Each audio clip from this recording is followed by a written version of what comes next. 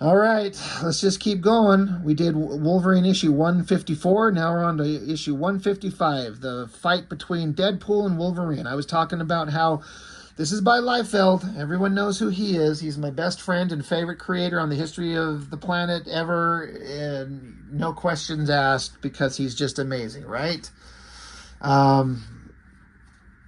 Yeah, old school Liefeld was great. This era of Liefeld's kind of middling. Current Liefeld is art is just junk. But he created Deadpool, and Wolverine is his favorite character, and so they're fighting, and so it's significant because of the movie that's out this weekend as of this recording.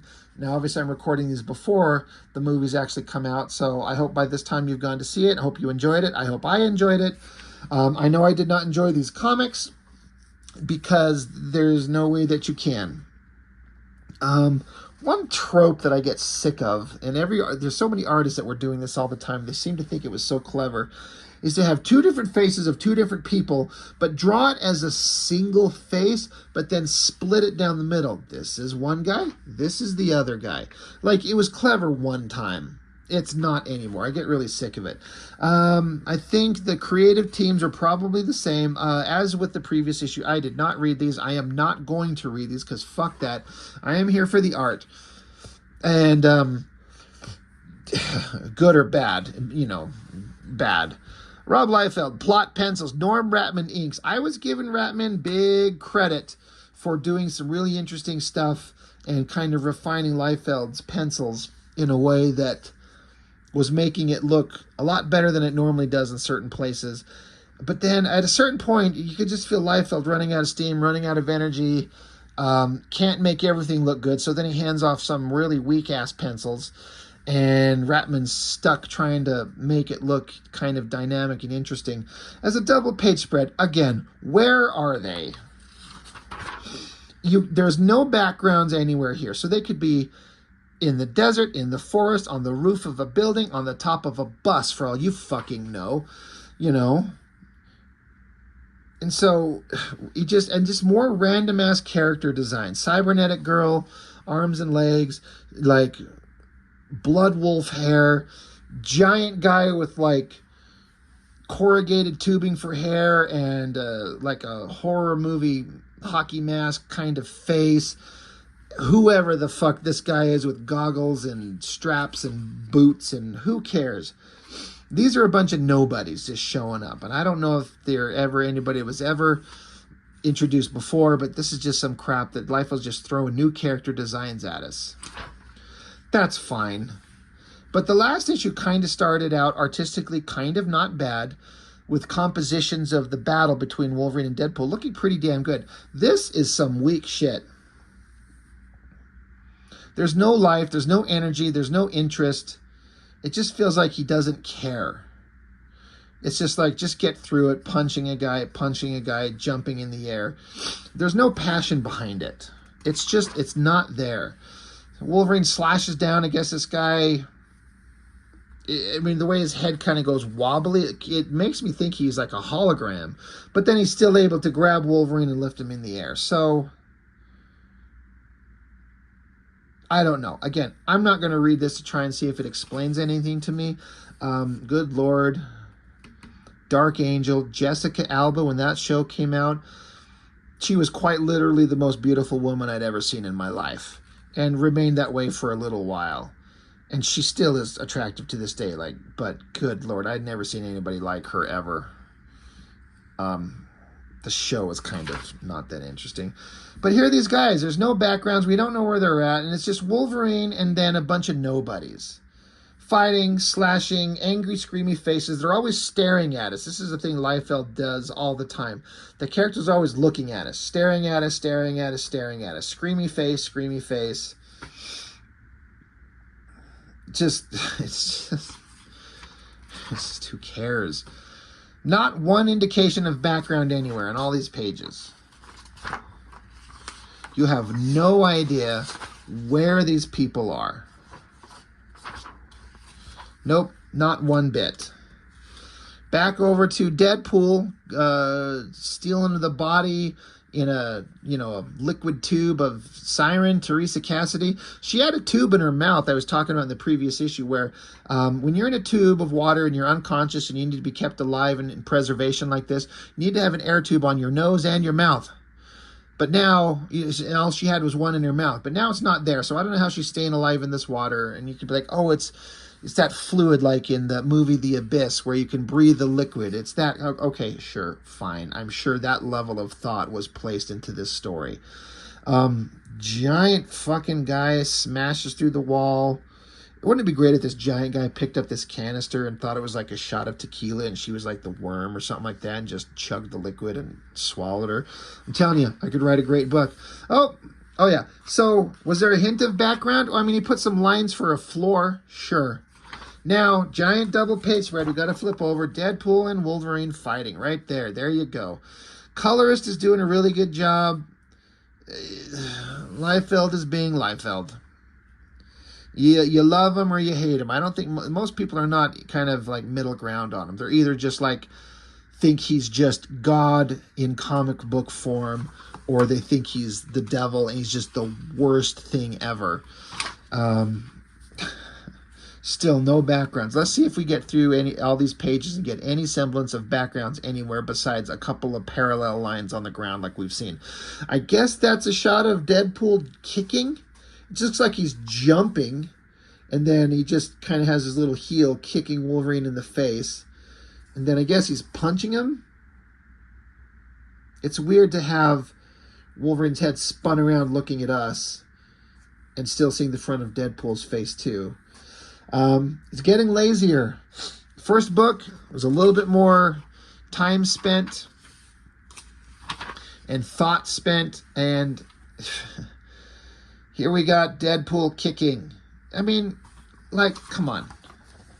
He's got this jumping pose, but like fold out his feet in a way so like if this were to be reduced down to a silhouette shape, you'd probably be able to decipher the top half of him, but the bottom half you would not be able to figure out what you're looking at.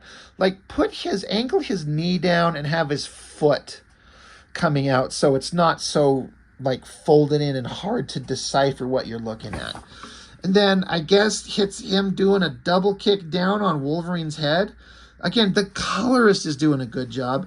The basic drawing is kind of interesting-ish, but the composition is terrible as he kicks down, I guess, and then Wolverine just throws up a wrist and blocks it, and then they just stare at us. They got to stare straight at us.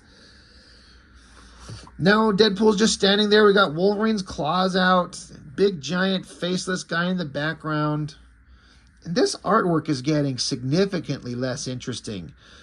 God, is this still Rapmond? I mean, it said these lines on this screen kind of background there, the shadow and lighting on both of these panels, the inking is just like this thin, crappy line. It looks like a smaller drawing that's zoomed in and blown up.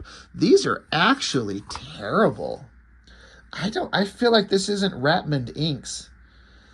That, or it's a smaller drawing blown up, or he had 30 seconds. You know, he had 2 hours to ink 12 pages, so he just like scribbles this shit out. And then look at these panels at the bottom. It looks like the page is actually cut off from the artwork. Like, I get full bleed, like going off the page, but this is just terrible. You can't tell what you're looking at. You can't tell what's going on. Shrink these panels up and bring these panels up so you can see what's going on. Tell the story. Stop wasting space on terrible close-up of Deadpool's face and half-assed close-up on Wolverine's face, and then tell your story. When you're sacrificing storytelling to draw something cool, that's the problem that everyone had with all those early Image comics and all that kind of crappy, flashy artwork, like sacrificing story for, you know, flashy art, which I think that there's a balance to be struck where you get both. This is another one of those, like what I was just talking about, that jump scene over here where the foot, you can't really decipher a difference between where his foot ends and his his like knee and lower leg is. Same thing here. This is a foot right here. But you can't really see it. Just bring the foot up a little bit more. The pose on the body, the extended leg, not bad, but that sucks. And then whoever random cyberpunk girl is shoots him. I guess he's fine. Bumps into the container. And then now Siren, the thing shatters and she wakes up and she's up, I guess.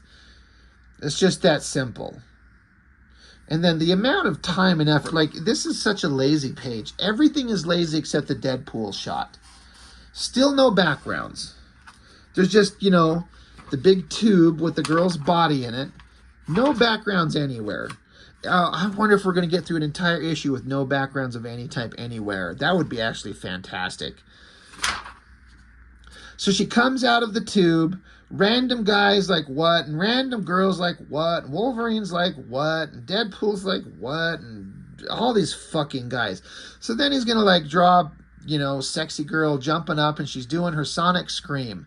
And that's the least powerful kind of depiction of a sonic scream and vibrations and the damage that the power of the Banshee could have. It's just a girl standing there with her mouth open and sound effects going E. And she's not even wearing the same fucking outfit that she was in the previous book. God damn it.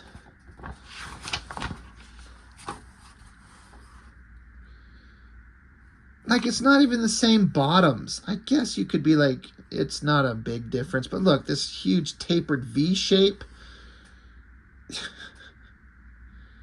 Just doesn't fucking care. No backgrounds. More non-backgrounds. Again, it's just kind of an okay figure. It feels so rushed. The inking is just not the same. Kind of an okay face, I guess. Oh, it's kind of a bummer. He threw in a basic 1-point perspective, sort of cracked concrete wall and ceiling, and then random nondescript lines or pipes or something. I thought we were going to get away with an issue with absolutely no backgrounds of any type, but we got one panel. And then again, these drawings are just so much less elaborate, so much of a like a quicker hand, an open line, no line weights. I feel like it's a rush job. And if it's Ratman inking this entire thing, you can see him putting some effort in these, like throwing these like nice sharp lines up here. Looks like he had some fun on this page a little bit, at least in these panels, but this stuff, it just feels like a complete rush job. Staring at us, staring at us, staring at us, staring at us. Oh my God. Again, crappy line work. Just guys standing, talking. I think, if I remember correctly, and somebody, you can correct me on this, that Liefeld took a picture of Hugh Jackman and referenced it and drew this Wolverine face. The nose is all like distorted and weird. It looks different. So it's like he's definitely doing something different. It's, and just being a floating head, like no neck, no, like, I guess I get the idea. The colorist is just like, what the fuck am I supposed to do with this? Okay, I'll do something. And he's trying. He's throwing some highlights in on the sides to make it look like there's light source coming from somewhere, because there's no backgrounds. There's nothing. That, I mean, I want to give him credit for trying, but it also looks terrible. Like, I can draw, look, I'm going to throw myself out there and say, I can absolutely do a better face when, like, give me a shot of Hugh Jackman's face, and I'm not tracing it, just drawing his face to reference a Wolverine face. I can do better than this. But I'm certainly not going to get paid millions of dollars and a huge page rate and all this kind of shit because my name's not Rob Liefeld. And so, oh my God, whatever the fuck is going on. So now Teresa Cassidy, and this is their hands interlocked. Oh my God. He can't even be bothered to try and show them, like, holding hands as she flies him out of there.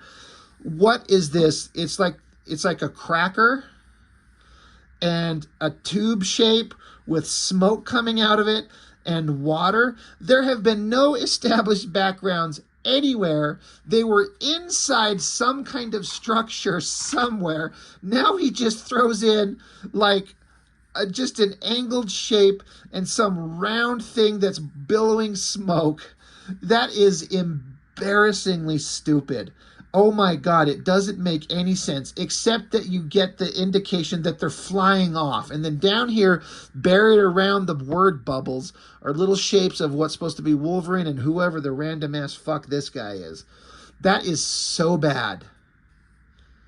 That is so bad for a guy who talks about how relevant and important and cool he is. That is the best he can do. He has no idea where they're at, what the environment is, and he could not give less of a fuck. He does not care. This is why I struggle with this guy's artwork.